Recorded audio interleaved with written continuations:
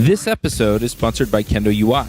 Kendo UI allows you to build better apps faster. They have a comprehensive library ranging from data grids and charts to buttons and sliders. Plus, you can use their components as plain JavaScript as well as in Angular, React, and Vue. They have a large collection of customizable popular themes like Bootstrap and Material. Go check them out at javascriptjabber.com/KendoUI. Hey everybody, and welcome to another episode of JavaScript Jabber. This week on our panel we have Joe Eames. Hey everybody. Aimee Knight. Hey from Nashville. I'm Charles Max Wood from devchat.tv. And this week we have a special guest, and that's Ethan Brown. Ethan, do you want to say hello? Hi everyone. Now, can you give us just a brief introduction to who you are? Sure. Right now, I'm the technology director at a small software company. We're actually headquartered in California, but I'm in Portland, Oregon. And we write software to facilitate we sort of have a marketing problem, and it's very hard to explain what we do. But what my company as a whole does is help large, usually public organizations make projects more effective. So the kind of work we do is rehabilitations of bridges and embassy retrofits and large construction projects and highway retrofits. And so there's a lot that goes into it. There's a lot of engineering, a lot of civil planning, a lot of government work, and getting people to sort of come together and get the most value out of the project, make sure the projects go smoothly is really difficult.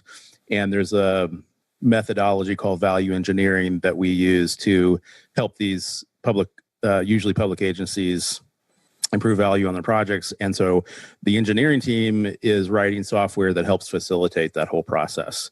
So I know that's very nebulous, to people who not in the public sector. It's kind of hard to describe what we do. So I've been working on the elevator pitch. It's not done yet, as you can tell. Well, that's fine. I mean, it's interesting to see how software is being used, especially in areas like, how do we manage projects on bridges and stuff? But sure. At the same time, we're here to talk about the software, not necessarily about the application. So absolutely. Anyway, we ran across this article, and this is something I get asked about a fair bit. Now, this was written back at the beginning of the year, but I think it's still relevant, and I'm curious to dive into what you're looking at as we're kind of coming around mid-year and starting to look at, okay, what do we have to know for 2019? You wrote this article, JavaScript 2018, things you need to know, and a few you can skip. Or I guess you didn't write it, but you were I was interviewed behind it. I was interviewed by it, and it was based on a talk I gave at Node Interactive last year. Mm-hmm. And I'll start off by saying what's really funny to me about doing this podcast now is how quickly things change. One of the things that I originally had talked about that I didn't think was something that people needed to know right now is symbols in JavaScript, because I had played around with using them in some projects maybe a couple of years ago. And I just had a lot of problems with serialization and bundling and library incompatibilities. And I thought to myself, well, for the benefit you get, I don't think that the troubles are worth it. So I was saying, don't think about symbols now. And then just a couple of months ago, a open source project that we rely on for our software called Automerge, someone submitted a PR and said, hey, I think symbols is really what we should be using here. And so I piped up and I said, hey, I've had all kinds of problems integrating symbols into other projects. And they said, what, are you crazy? Symbols work just fine. And so already I'm seeing, in such a short amount of time, things that I was sort of derating being quite useful these days. Right. So Gotcha. I totally know what symbols are, but there may be people that don't. So maybe for them, not for me, but for them, you could. No, I'm just kidding. I really actually would love to hear it. The only ones I've used are in Ruby. So are they comparable to that? It's been so long since I've done Ruby, I could not even comment on that. But I'll tell you what they are, and then you can tell me. Symbols are basically immutable lexical symbols. So, you might use them in place of enums or in place of consts, and they're the compiler enforces their uniqueness within a single JavaScript runtime environment. So, let's say you're building a form and you have gender on it. So you have male, female, and other, and you might create a symbol for gender male, gender female, gender other, and the language will enforce that you're using, that symbol doesn't take on another value, as opposed to saying using a string constant. That's pretty close. And that's one example of how they're used in Ruby as well. Yep. It has also been forever since I've done Ruby, so I had to Google that really quickly. I haven't used them in JavaScript yet. I knew that they were coming, but practically speaking, can you give it a practical example of when you used them recently? So I can talk specifically about the when they were used in the Automerge project, and I'm not sure that has been merged into master yet, so I'm not sure it's available in mainline Automerge. But I'll give a quick background on Automerge too, because I think this is a great project, and we're actually basing most of our application architecture on it. So I want to give a little shout out to those guys. Martin Klepperman, he's in the UK, and this comes out of some graduate research work he did on conflict-free, now I'm going to forget the acronym, CRDT, conflict-free resolution data types. And basically it's about merging data from multiple sources in a consistent and coherent way. So think about Google Docs, for example. You have a bunch of people editing it at the same time, and how do you keep those changes consistent? And so CRDTs is a great way to manage that, and Automerge is a JavaScript library to handle CRDTs. I'm talking about that, and I'm thinking in my mind diamonds, like conflict-free diamonds and conflict diamonds. right. Yeah. Right? I was like, wait, what? Right. How is this? No, this is on the data conflict side, not the human conflict side. Thankfully. Thankfully.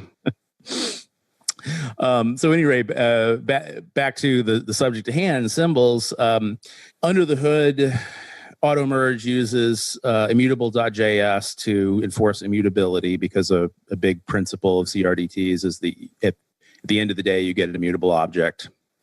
Otherwise, it's really difficult to synchronize changes. So, what you get is an object with a bunch of properties, and depending on how you're using it, for example, if you're trying to serialize it, you might iterate over the properties and try to write it to a database or something like that. And when the project first started, most of the sort of control variables were prefixed with an underscore. So there was like a underscore object ID and underscore conflict list. And one of the rules of the library was that you can't use properties that start with an underscore, which is kind of a hassle. A lot of people use properties that start with an underscore to sort of locally indicate, reserved property names.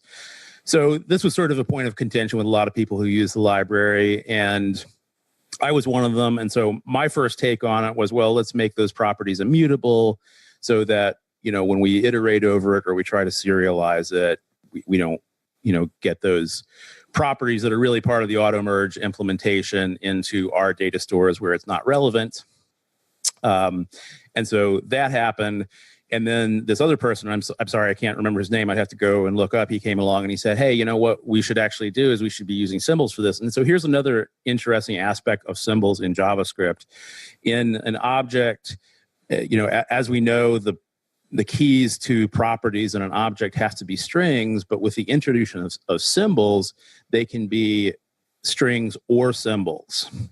So unlike, say, a map, the map and weak map objects that were introduced in ES 2016, where you can have any data type as the key, traditional JavaScript objects, regular objects, we've only been able to use strings, but now we can use symbols. And the really interesting thing about that is you can effectively implement data hiding. So if you have a symbol and you set a property in an object using that symbol, and you have a client that's using that object and they don't have access to your symbol because of the unique nature of symbols, they effectively have no way of accessing that property.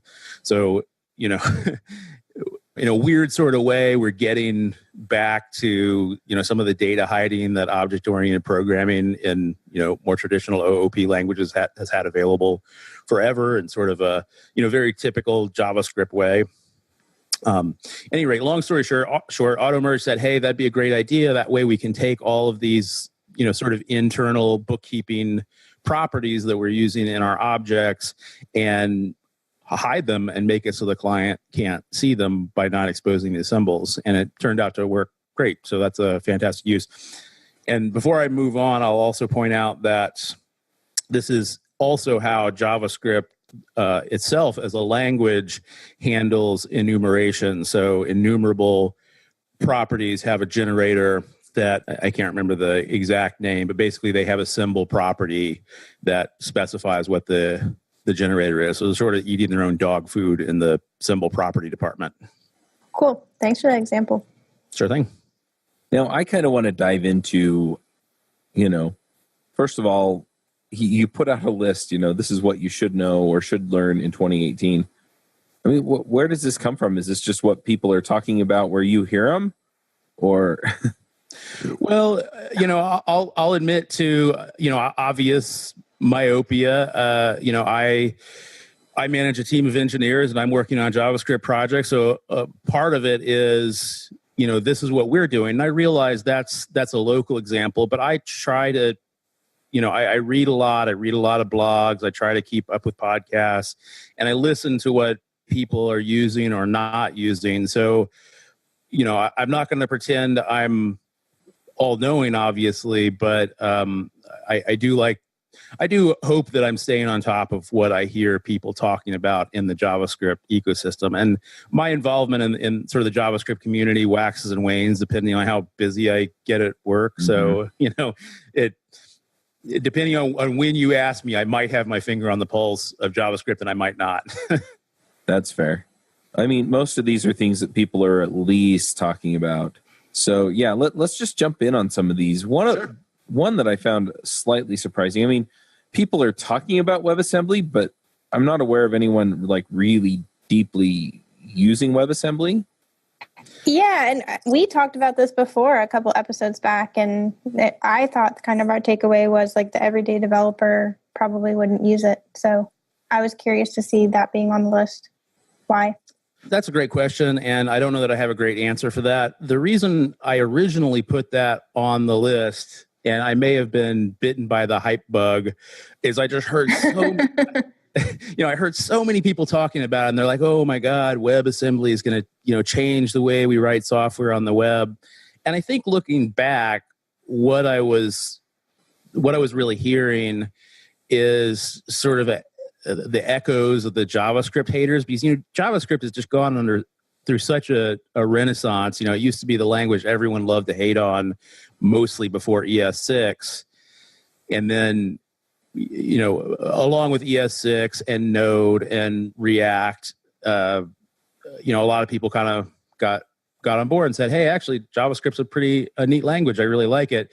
But there's still a lot of people, I think, who are a little poisoned by that, and so I think why people were excited about WebAssembly was they were thinking, oh my God, I can, program C++ and have it compile JavaScript or, Ruby or, whatever.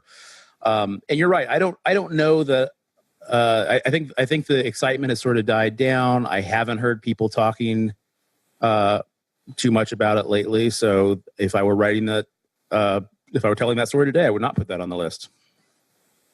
Would you put blockchain on there, just out of curiosity? Oh, God. I know, right? Blockchain and AI. Come on. Well, when speaking of WebAssembly specifically, I think it's one of those topics you absolutely should be aware of, because I don't know, like Chuck was saying, I don't know that there's much where your typical website, web application programmer is going to leverage WebAssembly directly, but it's a very interesting tool, and I think that we'll be seeing more and more tools taking advantage of WebAssembly in the future. It's very promising, but right now it's just leveraged very, very little, and so that's browser support, so that's other issues. But I think in the future we're going to see WebAssembly. I think it's going to be aware of.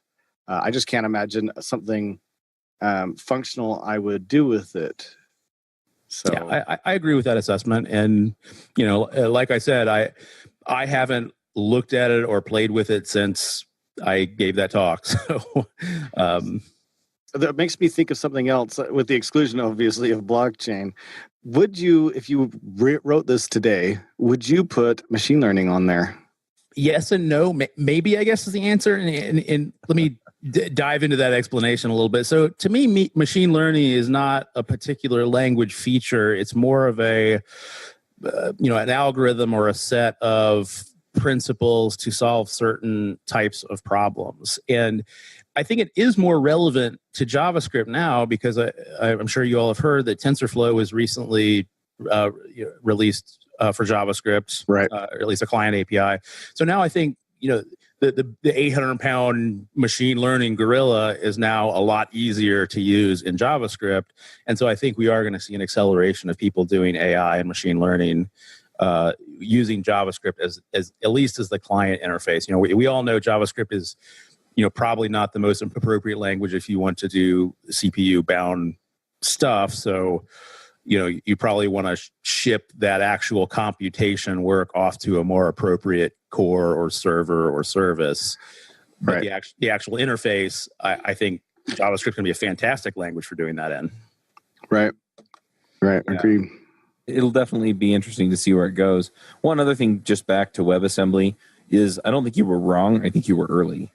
And the reason that I think that is because, again, going back to either the JavaScript haters or just the future of JavaScript, WebAssembly isn't just designed to be a common compiler target for JavaScript and for other languages. It's also designed to be highly optimized when the browsers do implement it. And so it's not just going to be then this thing out there that, now my Ruby or C++ or C# or whatever compiles to it, and I can finally write real programming, quote unquote, onto the web, right? It's also going to be my JavaScript. I'm writing my JavaScript and I'm going to run it through this compiler that compiles it to WebAssembly, and it's going to be highly performant because both the browser and the compiler are optimized to give me the best throughput on the stuff that I wrote. Right. Well said. And I didn't really highlight that aspect of it. I guess part of why that feels a little less relevant to me personally is when I think about that, I think about things like games, and I'm not really in the game space. Most of the work that I do these days, there's definitely some algorithmic complexity and there's some business rule complexity, but we're hardly taxing the computational capabilities of the devices we're running on. So I'm sure the performance benefits are going to be really relevant to some people, but not to me so much personally. I just know I need to buy a bigger video card so I can do some more Bitcoin mining. Yeah, I would beg to differ a little bit on that point as well. It depends on how nice your cell phone is. Sure, 100% agreed. So, but it is interesting, especially in the direction we're heading. But yeah, I mean, the next two that you had on here, I was like, oh yeah, if you're not up on these at this point, you're almost falling behind, and that was functional programming and immutability, which sort of have gone hand in hand, as well as the one-way data binding, which we see a lot in kind of the reactive frameworks. Yeah. I'm interested to hear your thoughts on those two. Can we start with just functional programming, and then we can move on to immutability afterwards? Sure.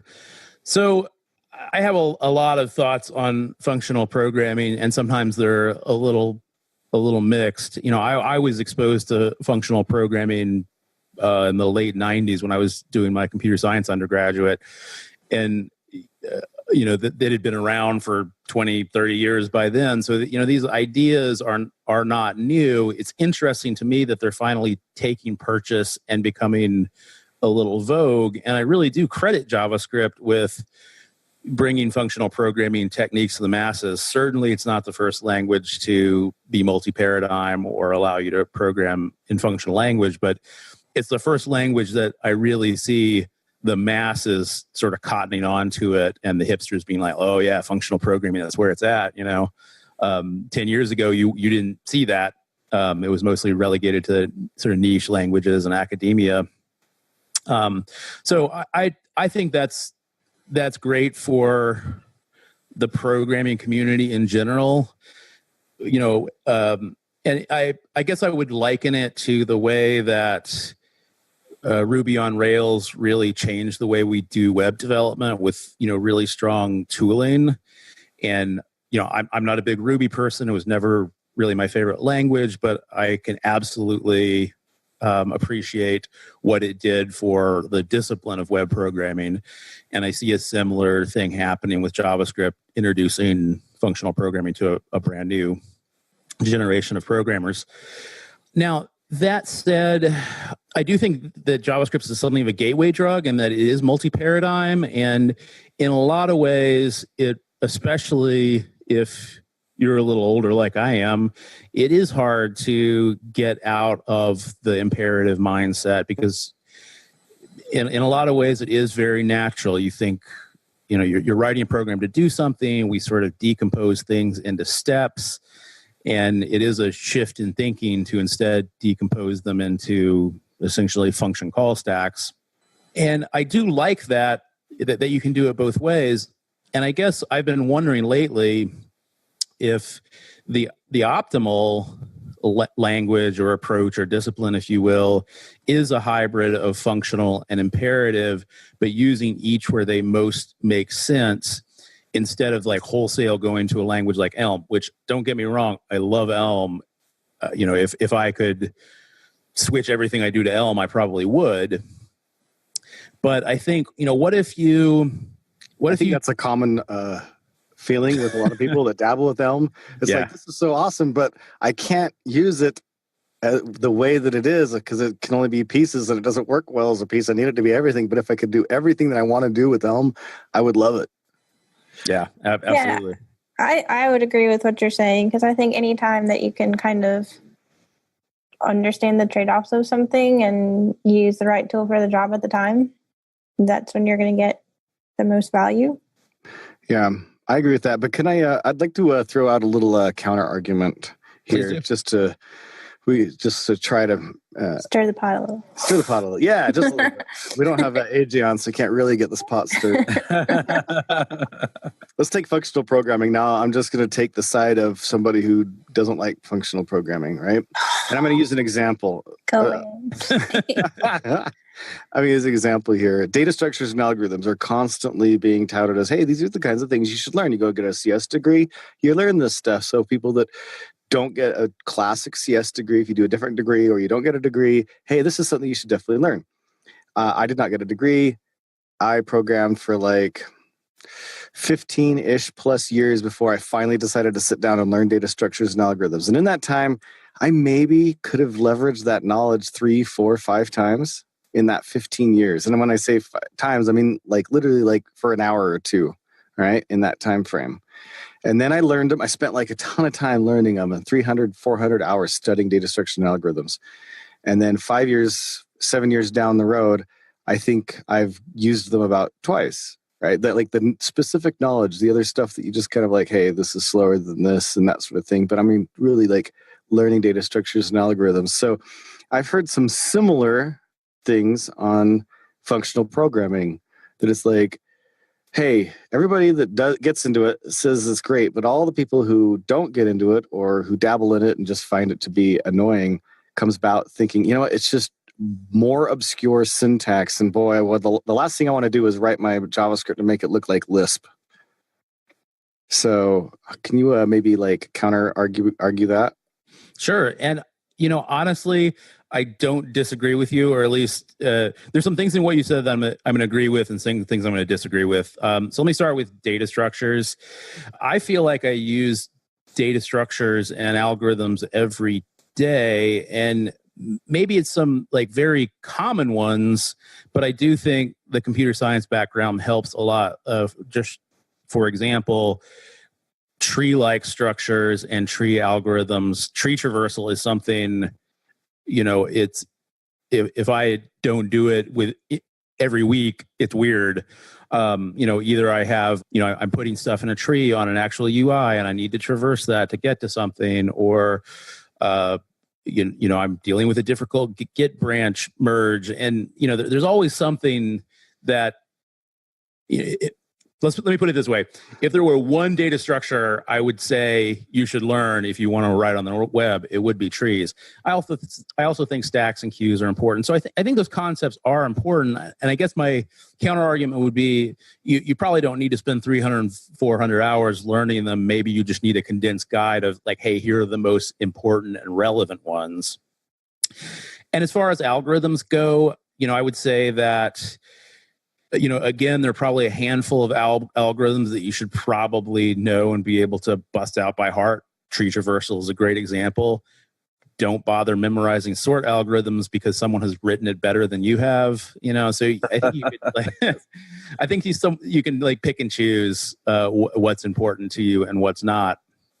And with functional programming, I'm more inclined to agree with you. I think if you really go down the rabbit hole and you really drink the Kool-Aid, yeah, your programs can start to look like Lisp, and it can start to be mind-bendingly abstract and even obtuse, in my opinion. And that's why I was suggesting that maybe the ideal mix is something in between, but a little more formalized. And what I mean by that is, I manage a team of engineers, and most of them are more junior than I am.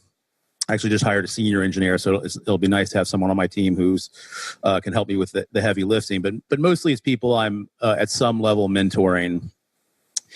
And if I could turn on a switch, and maybe the project that allows me to do that is out there somewhere, to say all functions must be pure, I totally would. So that aspect of functional programming where, there are no side effects, everything is based on the argument. You put the arguments in, you get consistent argument out. That I would absolutely do. I would get rid of methods.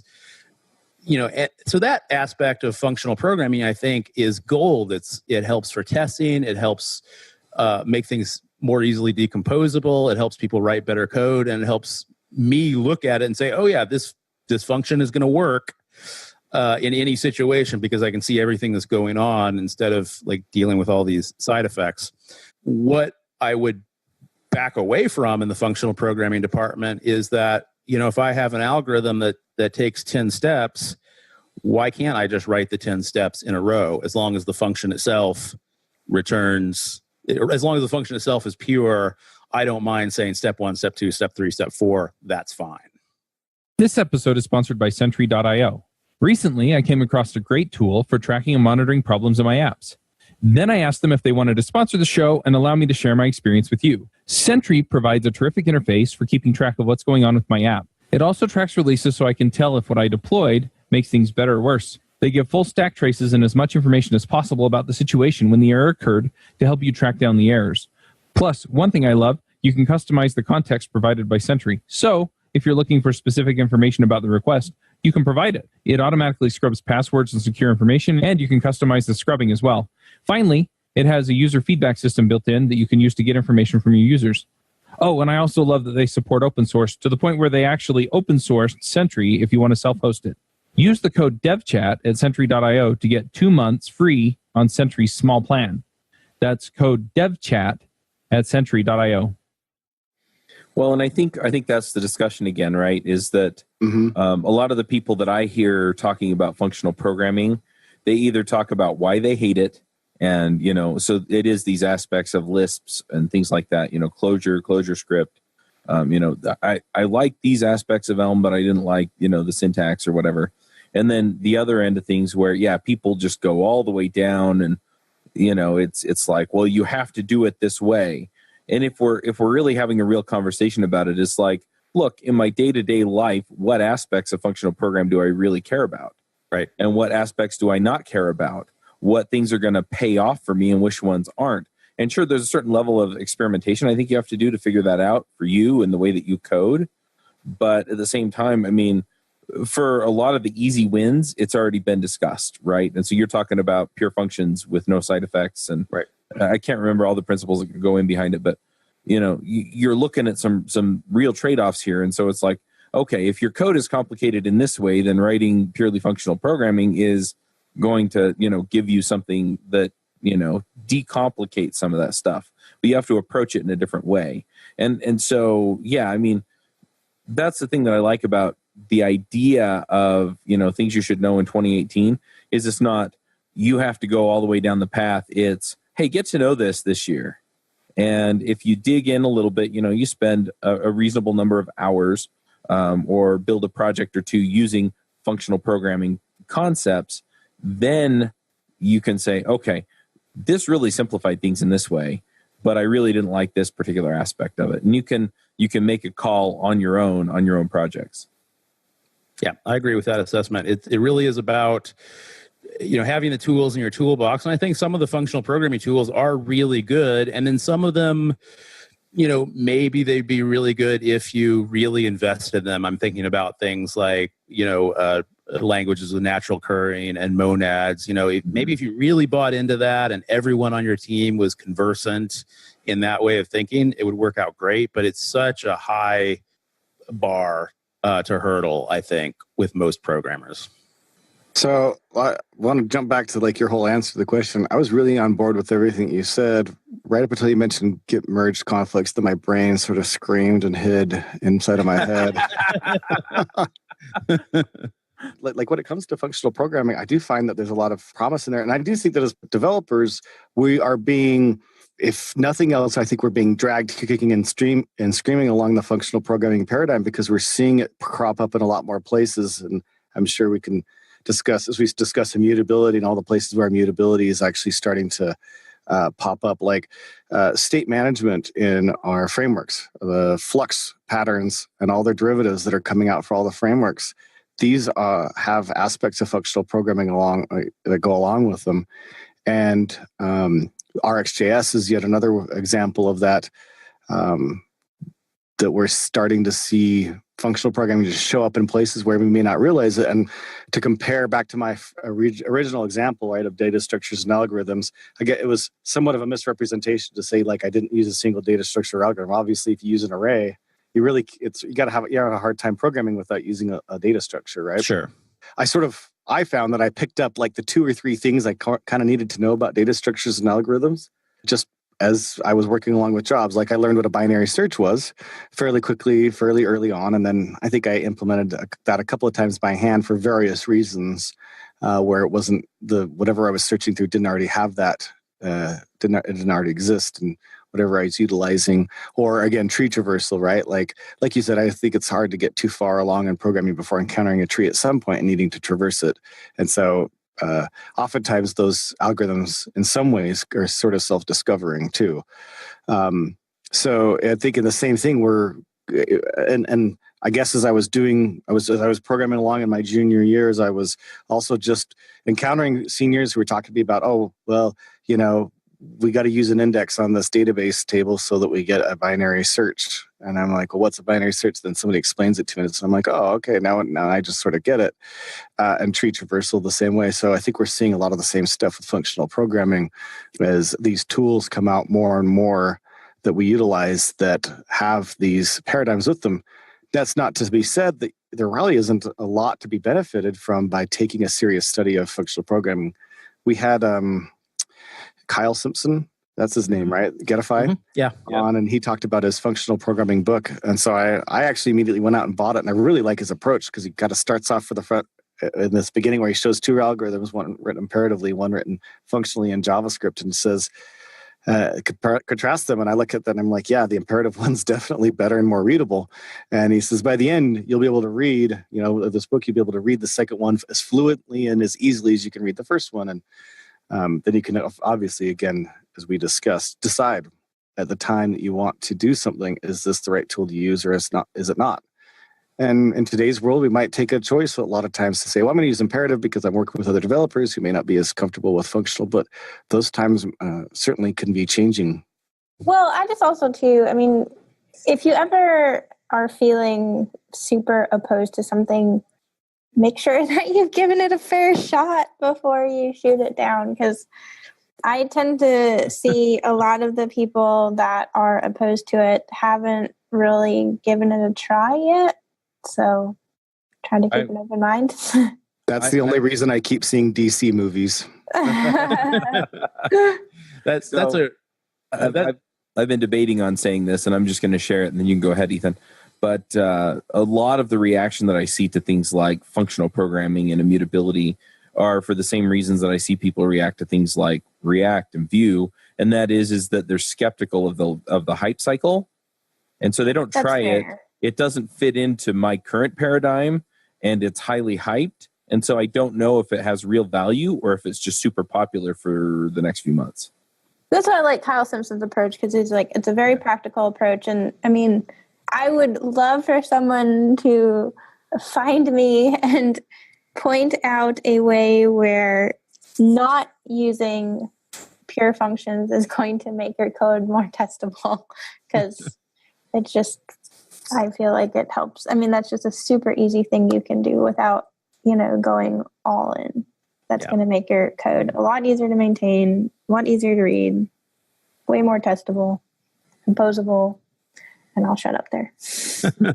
I absolutely agree, Aimee, and I love what you had to say about people giving things a fair shake, and it really reminds me of probably one of the bigger professional mistakes I've made. This is going back about 3 years, and React was, obviously starting to gain popularity at that time.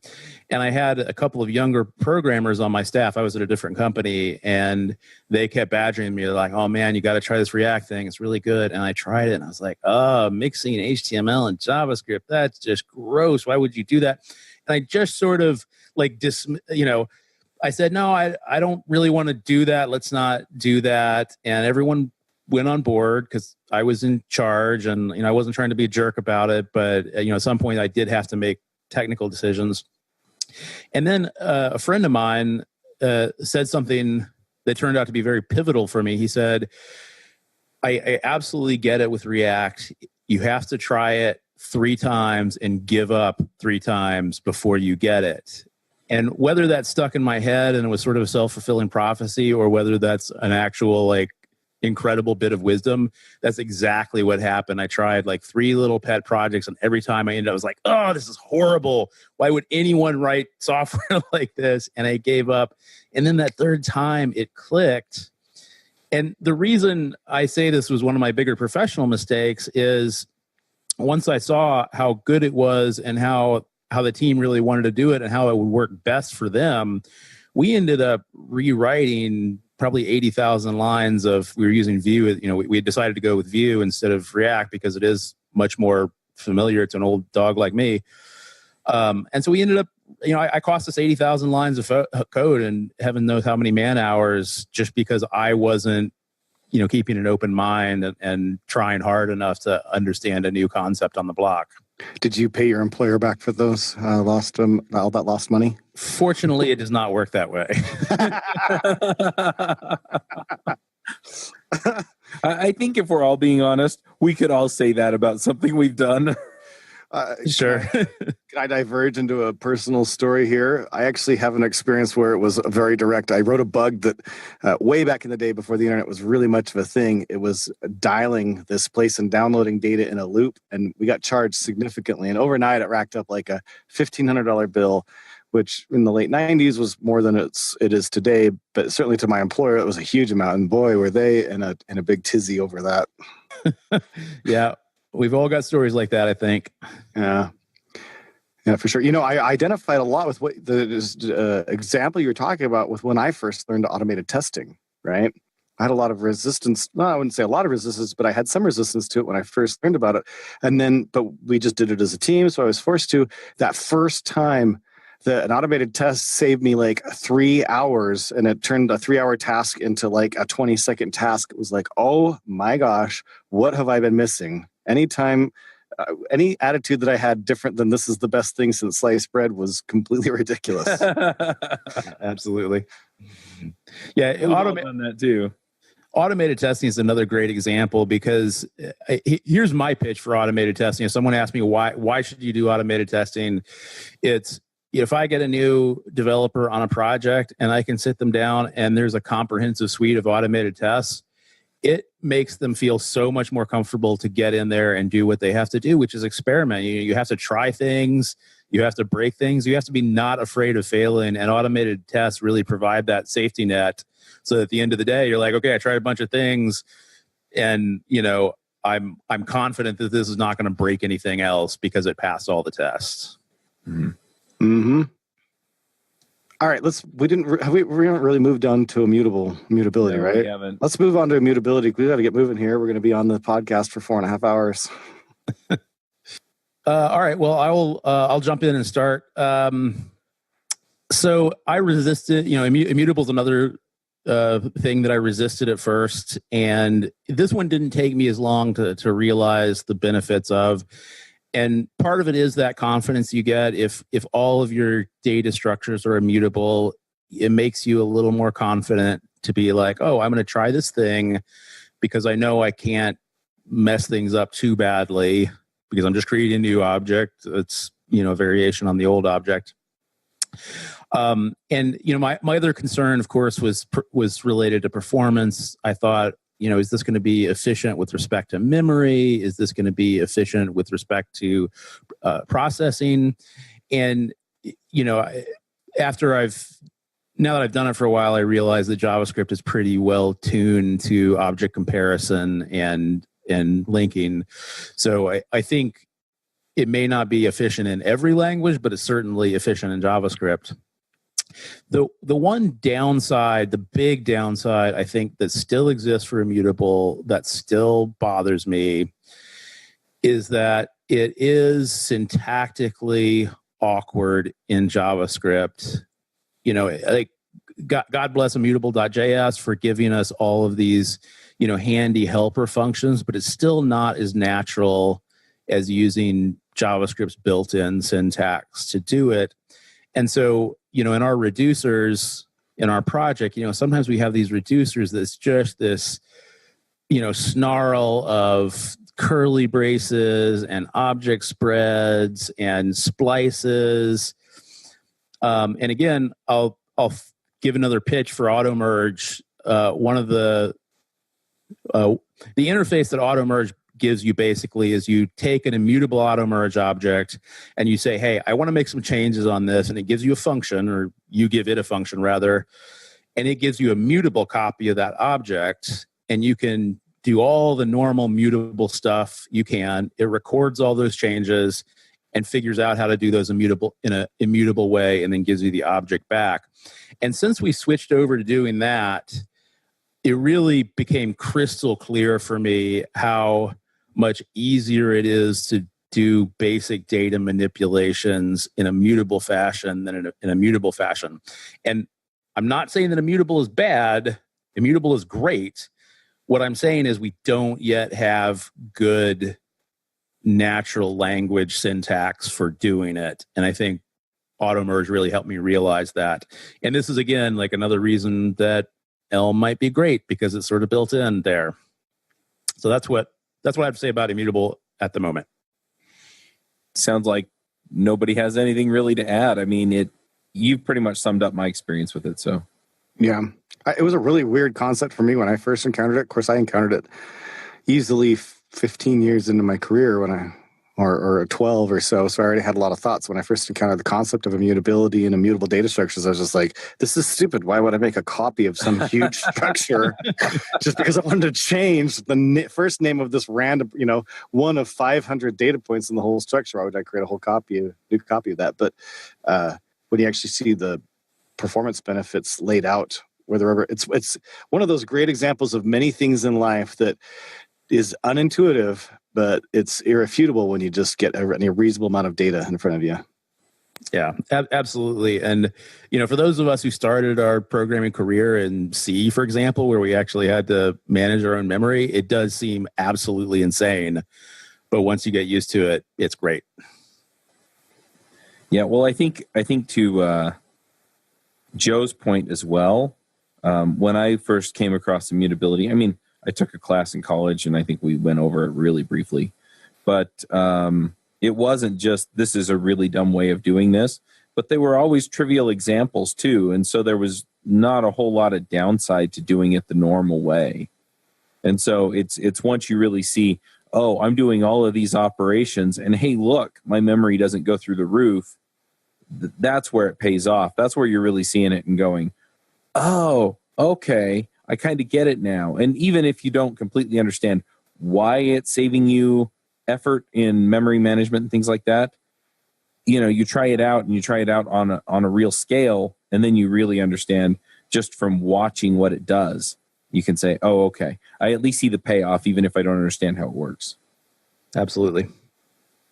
Even apart from that, I think, again, just going back to like it being a functional concept and making things more testable and more explicit, and being able to clearly separate things makes working in code day to day usually a much more pleasant experience.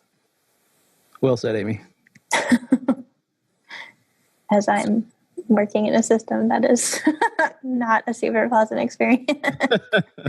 Sorry.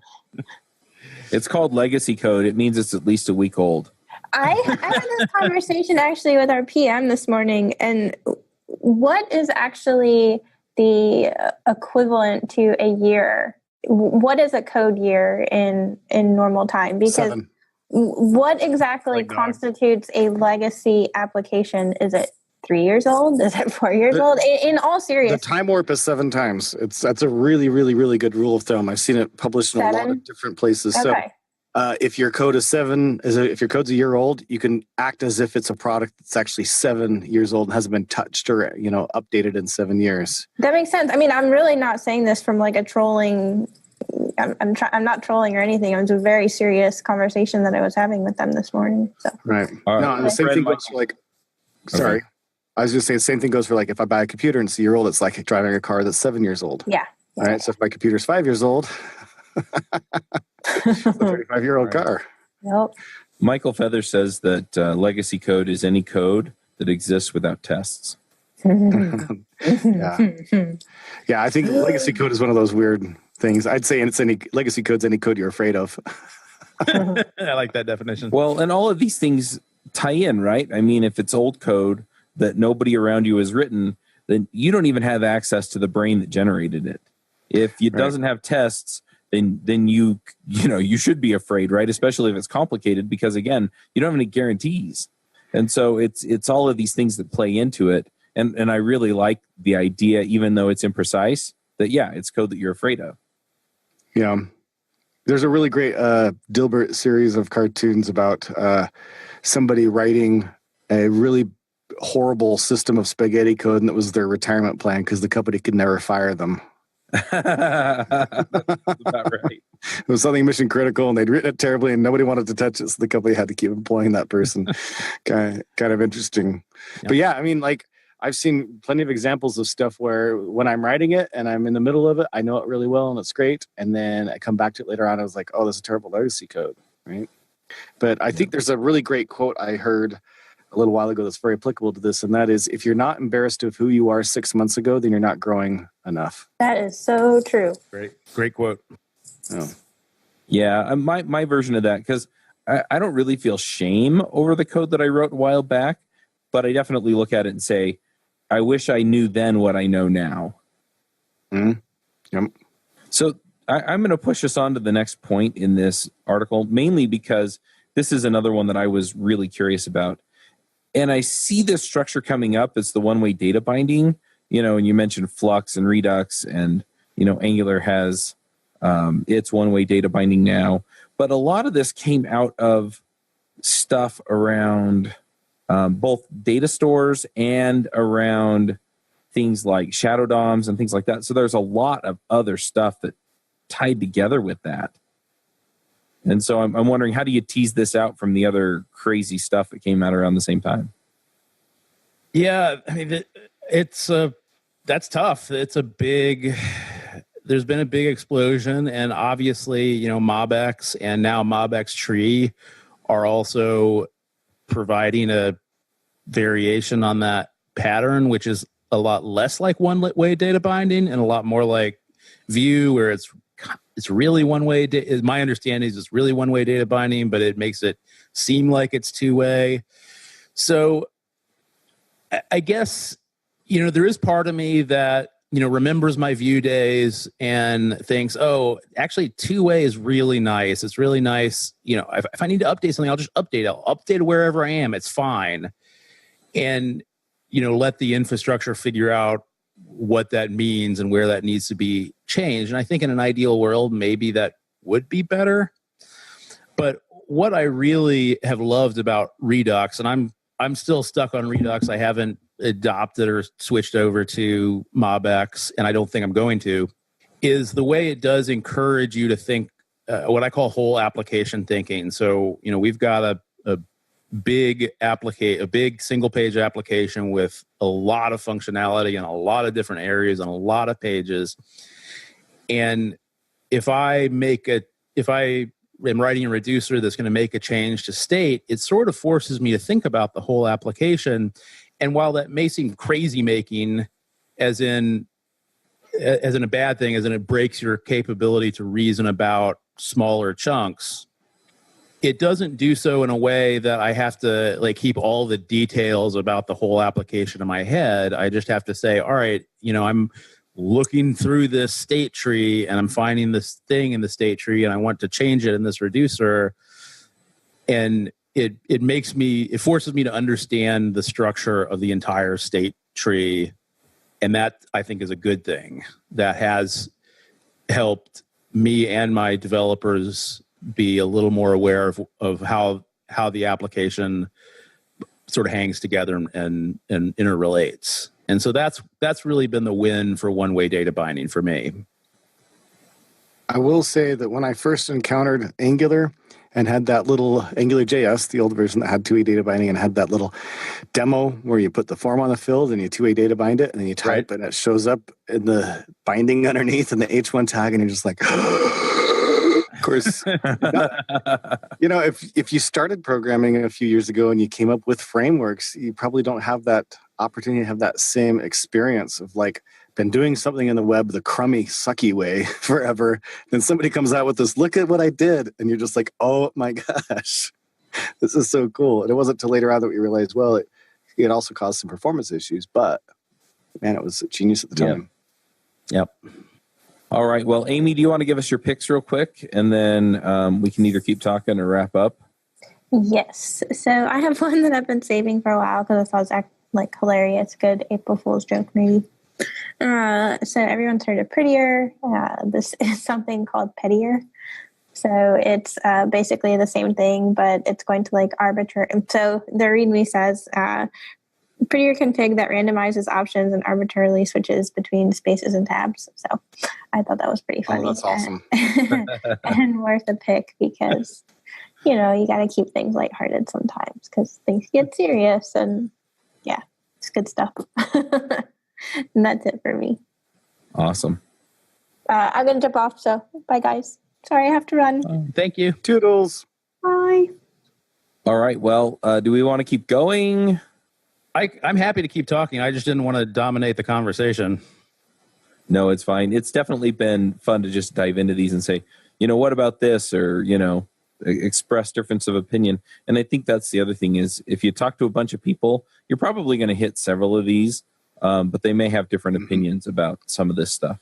Absolutely. I would like to talk about that last item, the computer property names and property shorthand. I think that's worth covering because that's probably a topic that there's a reasonable number of listeners who are not necessarily aware of what it is and might be interested to check it out based on what they hear today. I think this is something that's sort of difficult to explain verbally. I also think it's interesting that of all the things that you listed, this is the one that's a little tiny bit of code can explain it. Everything else is really big concepts, right? Paradigm, architectural concepts. This is the one thing you listed that was actually here's a specific technique in code, some ES6 feature essentially, right?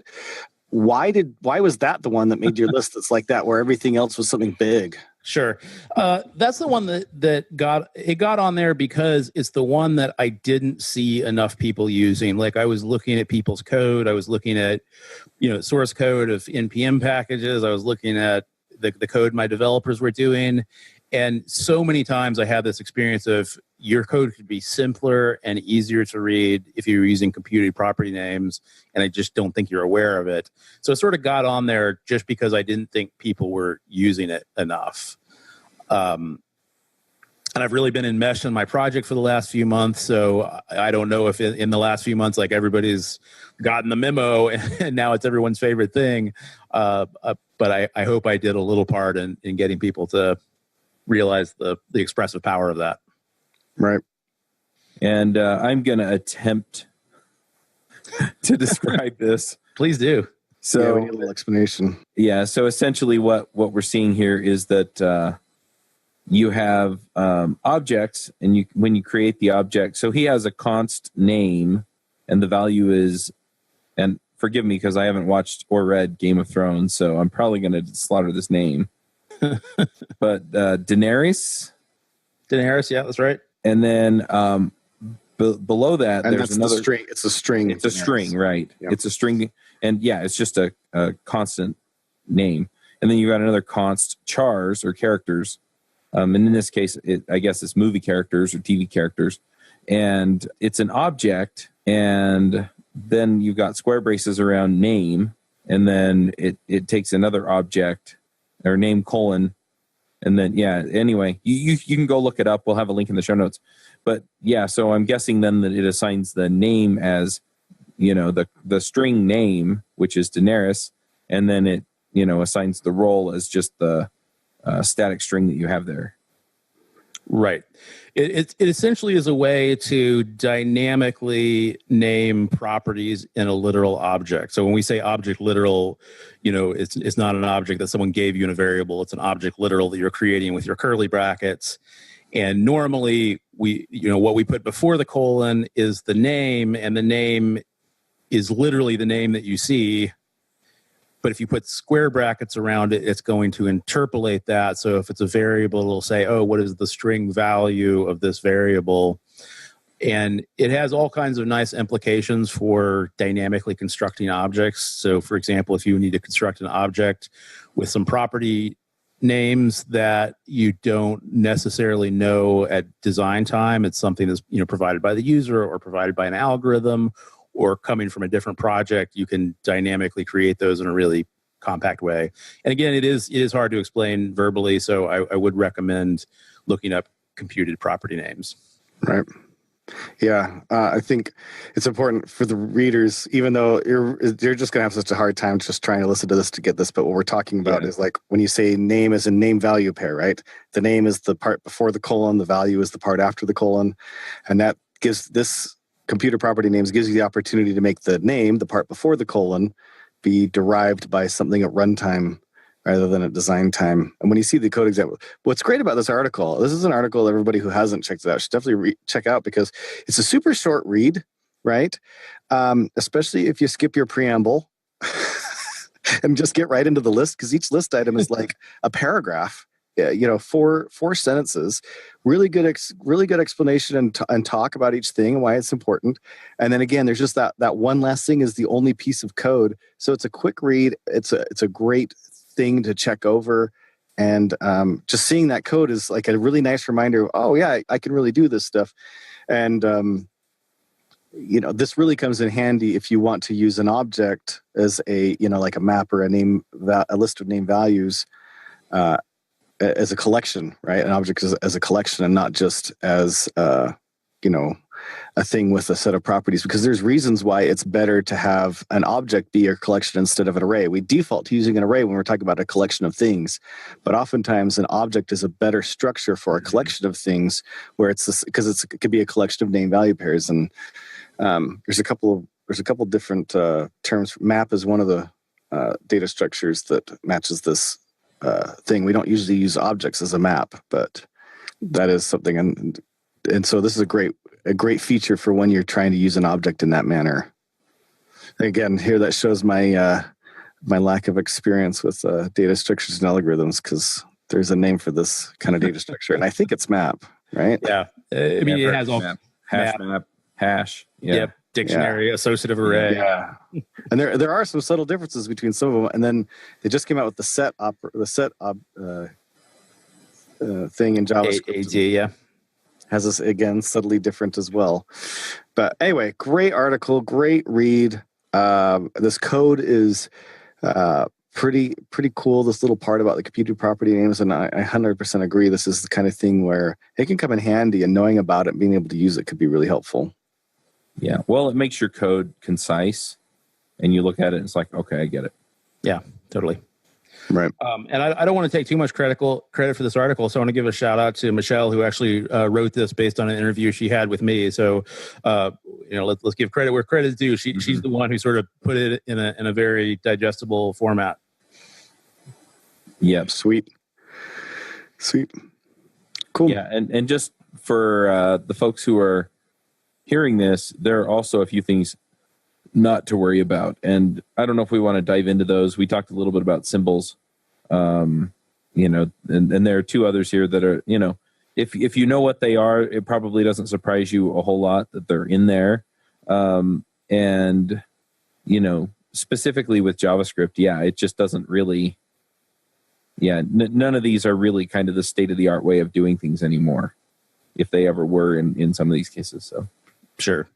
I can just, they're really simple. So the three things I mentioned was, first was object-oriented programming.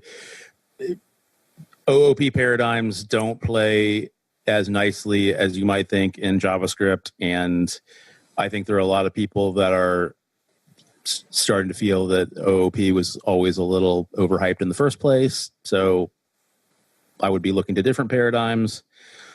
Then I talked about generators, and generators were really fantastic for a hot moment before we had async and await. mm-hmm.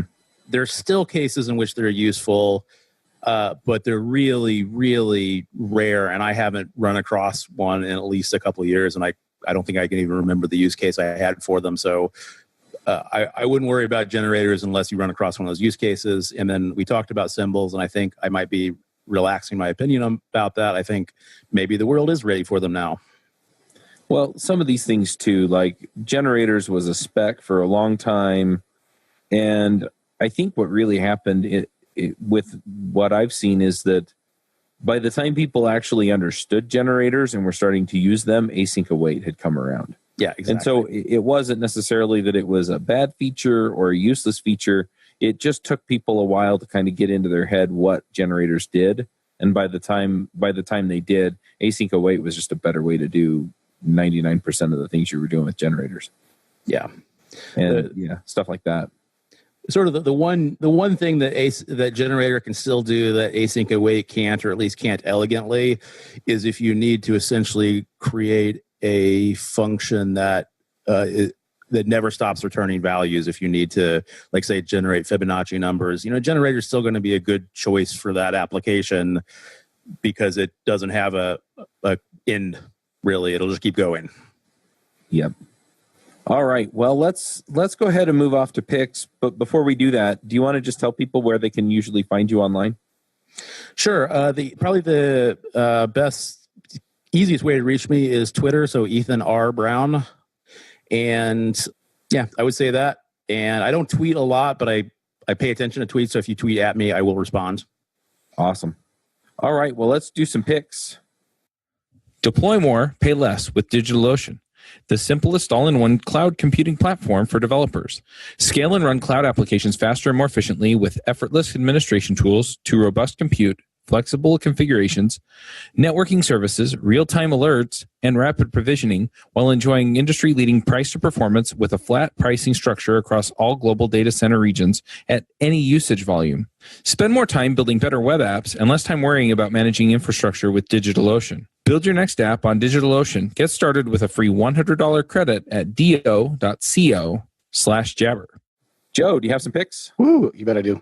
I want to pick the book that I mentioned before, Kyle Simpson's book. It's called Lean Functional Programming in JavaScript, or Light functional programming. Light functional.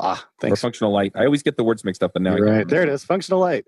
Since I've confused you 5 times, you'll probably have a hard time remembering what to Google when you Google it. If you Google functional light, it's like it should come right up. Kyle Simpson, who's Getify. He goes by Getify online. Anyway, there'll be a link in the show notes as well to the Lean Pub where you can get it. Totally worth your time. And then the other thing I would like to put in and pick is Lego is going to come out on October 1st with a new Lego set, Star Wars Lego set, Betrayal at Cloud City. Looks Nice. great. Oh yeah, it's one of those sets that has like a gazillion minifigs, which is super cool.